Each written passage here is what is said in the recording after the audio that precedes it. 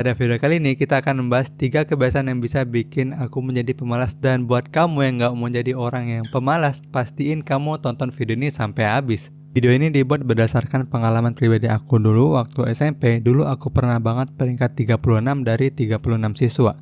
Iya, kamu gak salah dengar, aku dapat peringkat terakhir di kelas tersebut. Dari beberapa faktor yang bisa akibatkan aku mendapatkan rank peringkat tersebut adalah sifat malas aku yang ada di waktu itu. Kalau kamu pernah di posisi tersebut, kamu pasti relate. Terus ngerasa kayak orang-orang kok bisa sih di peringkat 1, di peringkat 1, 2, 3, paling gak 10 besar. Terus dari situ kamu ngerasa, apa sih yang salah dari aku, kok bisa sih aku di peringkat yang di bawah banget ini. Pada video kali ini cocok banget buat kamu yang gak pengen jadi peringkat terakhir di kelas tersebut. Dengan cara menghindari sifat-sifat yang aku sebutkan di bawah ini biar kamu gak menjadi pemalas lagi. Dan juga buat kamu yang pengen menggali potensi diri kamu biar dimaksimal lagi di dalam kelas maupun di luar kelas. Dan juga pada video kali ini kita akan bongkar penyebab-penyebab yang bisa bikin aku kayak gitu. Dan dengan harapan kamu jangan ikutin apa yang udah terjadi. Untuk video kali ini kita akan bagi menjadi 5 bagian. Yang pertama, suka menunda pekerjaan. Kedua, sering main game. Yang ketiga, tidak ada tujuan. Yang keempat, jarang membaca Al-Quran. Yang kelima, yang terakhir, aktif scrolling di sosial media. Selanjutnya kita ke pembahasan yang pertama. Nggak tahu cuma aku apa enggak, tapi kayaknya hampir setiap orang pernah ngerasain ini. Udah dikasih tugas selama sebulan tapi ngerjainnya nanti H-3, H-1 dari deadline tersebut. Kita tuh emang seneng banget kayak gitu kali ya, ataupun bahasa kerennya prokrastinasi. Tip dari Wikipedia, prokrastinasi ataupun penunda-nundaan berarti tindakan mengganti tugas yang berkepentingan tinggi dengan tugas yang berkepentingan rendah, sehingga tugas penting pun tertunda. Sebagai contoh, 2 hari lagi kamu ada ulangan MTK dan seharusnya kamu belajar MTK, tapi kalau beralasan nanti-nanti, dan itulah yang disebut dengan prokrastinasi. Lagi, posisinya kamu sekarang lagi ada tanggungan skripsi dan pada bulan depan kamu udah harus sidang skripsi. Adapun skripsi kamu baru sampai bab 4 dan tinggal keren 1 bab lagi, yaitu kesimpulan. Karena kamu pikir itu gampang, terus kamu tunda lagi, nanti lagi sambil mikir, oh cuma 1 bab doang kok, oh tinggal 1 bab lagi kok. Nah, model kayak gitu tuh yang harus diwaspadain, yang harus dihilangin, yang lama-lama kalau bisa kelamaan bisa-bisa kayak yang aku dulu bilang mendapatkan ranking terakhir di kelas tersebut. Tapi semoga enggak lah ya. Sampai sini mungkin pertanyaannya cuma satu, bagaimana cara menghindari sifat prokrastinasi tersebut? Cara yang lumayan efektif bagi aku pribadi adalah membagi tugas tersebut menjadi bagian-bagian yang kecil. Contoh, kita ambil dari yang tadi, sidang skripsi bulan depan dan kita tinggal 1 bab lagi. Mungkin 1 bab ini termasuk kecil, tapi ada juga yang menganggapnya ini besar. Bagi yang menganggap besar, tinggal dibagi ke bagian-bagian kecil, seperti 1 hari cuma tulis 1 paragraf, besoknya 1 paragraf lagi, besoknya 1 paragraf lagi. Terus sehingga kita menghack otak kita memanipulasi otak kita dengan beranggapan tugas tersebut cumalah hal-hal yang kecil, bukan hal-hal yang besar. Cara lain buat ngatasin prokrastinasi menurut aku adalah cukup mulai aja. Soalnya yang paling berat dalam menjalankan suatu aktivitas, entah itu tugas ataupun kerjaan lainnya, adalah memulai. Percaya deh, dengan memulai kamu akan mudah ngalir dan nggak kerasa tiba-tiba kamu udah kerjain selama 2 jam. Padahal yang perlu kamu lakukan cuma memulai. Kamu pernah nggak ngerasain kayak gitu? Kalau iya, coba komen di kolom komentar. Lanjut ke poin yang nomor 2. Dulu waktu SMP aku sering banget yang namanya main game dan aku nggak bisa lepas dari game. Jadi agenda tiap hari cuma berputar di situ aja. Bagian sekolah, siang pulang sekolah, main game sampai maghrib. Habis maghrib nyantai, lalu malamnya persiapan buat besok dan tidur. Gitu terus dari Senin sampai Sabtu. Loh, kok minggunya enggak? Loh enggak, karena kalau minggu mainnya dari pagi dan udah gitu aja keseharian aku dalam seminggu. Dan dari situ tentu aja ada akibatnya sangat fatal banget.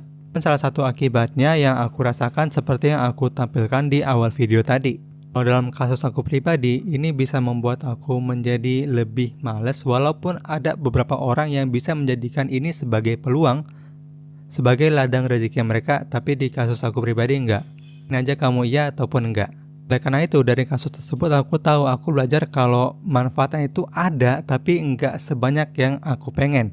Kamu masih berkutat dan pengen berhenti, ada baiknya kamu pahamin betul-betul hadis dari Rasul berikut ini. Husni islamil mar'i tarkuhu ma la ya'nihi.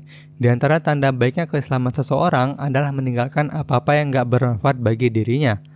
Selain menjadikan kamu lebih produktif, mengamalkan hadis ini juga bisa mendapatkan ganjaran pahala jika diniatkan karena Allah Subhanahu wa Ta'ala. Selain berpegang dari ADHD tadi, bisa aja kamu mulai dicicil nih. Misalkan kamu seharian itu 2 jam tuh yang dipakai, 1 jamnya dibuang, dan kamu konsisten dulu tiap hari kayak gitu, dan pekan depan ditingkatin lagi sampai benar-benar bisa nyaman tanpa itu, dan bisa gantinya dengan kebiasaan lain yang lebih bermanfaat lagi bagi diri kamu pribadi ataupun orang lain. Yang tadi aku bilang kalau di zaman aku dapat peringkat terakhir di dalam kelas itu, aku punya kebiasaan main kayak yang tadi, dan juga dalam kebiasaan tersebut berakibat ke kebiasaan lainnya yang nggak seharusnya aku lakukan. Ternyata orang kalau udah punya kasus kayak aku tadi itu nggak ada tujuan sama sekali. Ada sih tujuan, tapi tujuannya masih dalam kotak game tersebut. Dan pertanyaannya, apakah kalau nggak ada tujuan bisa menjadikan kamu orang yang pemalas? Jelas banget, kayak kamu naik motor dari Bekasi tapi kamu nggak ada tujuannya mau kemana, entah mau ke Jakarta, mau ke Cikarang, mau ke Pebayuran,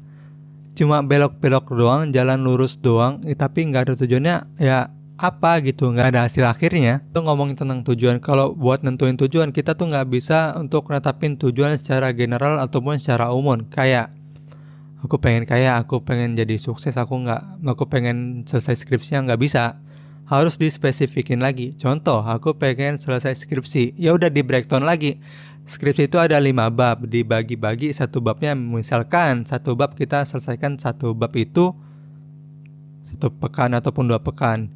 Jadi dalam sebulan kamu bisa selesaikan sebanyak 2 bab. Si breakdown lagi dalam 2 pekan tersebut, untuk selesaikan satu bab kita harus butuh berapa paragraf per hari. Misalkan sehari aku harus selesaikan 3 paragraf. Ya udah konsisten 3 paragraf per hari.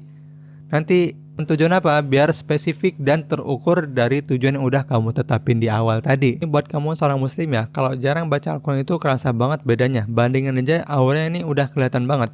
Dan aku yakin banget kalau orang yang gak males baca Quran untuk persentase buat males ke hal-hal yang lain itu kecil banget. Gimana mau males orang hubungan ke Robnya aja, ke Tuhannya aja itu gak males, gimana mau ke kegiatan-kegiatan yang lainnya. Pertanyaannya, gimana kita bisa biar gak males baca Quran? Sama seperti yang tadi aku tunjukin di tapan goals, itu gak bisa kita secara general. Kita harus spesifik lagi, kita bentuk kebiasaan-kebiasaan kecil seperti, oh pokoknya target aku sehari bisa membaca 1 halaman, besok 1 halaman, lusa 1 halaman, dan kalau udah kebiasaan nanti pekan depan tambah lagi 1 halaman, jadi per hari 2 halaman, pekan depannya lagi tambah lagi menjadi 3 halaman, sampai kamu ada di titik kalau kamu gak ada baca Al-Quran sama sekali, itu ada rasa yang kurang dan rasa gak enakan sama sekali. Pernah dulu waktu SMP, zamannya belum ada Reels ataupun TikTok seperti sekarang ini, itu mainnya Facebook ya, scrolling. Nah, zaman dulu aja scrolling itu udah aktif banget. Gimana kalau sekarang